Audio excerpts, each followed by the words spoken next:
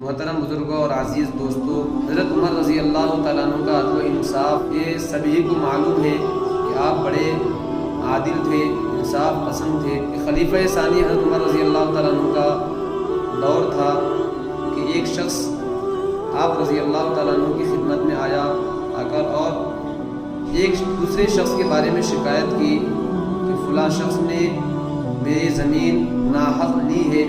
جس شخص کے بارے میں شکایت کی گئی تھی اس کو حضرت عمر رضی اللہ تعالیٰ عنہ نے اپنے پاس بلوایا اور تحقیق کی تو پتہ چلا کہ وہ زمین کا وہ حصہ اس شخص کا تھا جس نے شکایت کی تھی۔ تو حضرت عمر رضی اللہ تعالیٰ عنہ نے وہ زمین کا وہ حصہ اس شخص سے لے کر اس پہلے والے شخص کو دے دیا۔ اس واقعے سے محترم بزرگوں ہمیں یہ پتہ چلتا ہے کہ حضرت عمر رضی اللہ تعالیٰ عنہ کتنے بڑے عادل تھے، کتنے زیادہ انصاف پسند تھے۔ حالانکہ وہ جو دوسرا شخص تھا بڑے عہدے پر فائز تھا، بڑے منصب پر فائز تھا،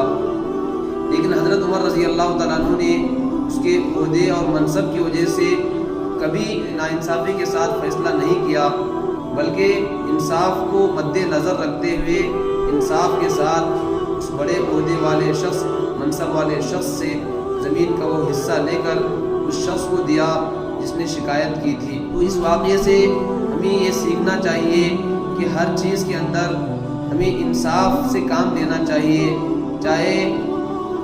سامنے والا شخص کتنا ہی بڑا عہدے پر ہو، منصب والا ہو، دولت والا ہو، ہم اس کے عہدہ، منصب، دولت کو دیکھ کر ہم ناانصافی سے کام کبھی نہیں لینی چاہیے۔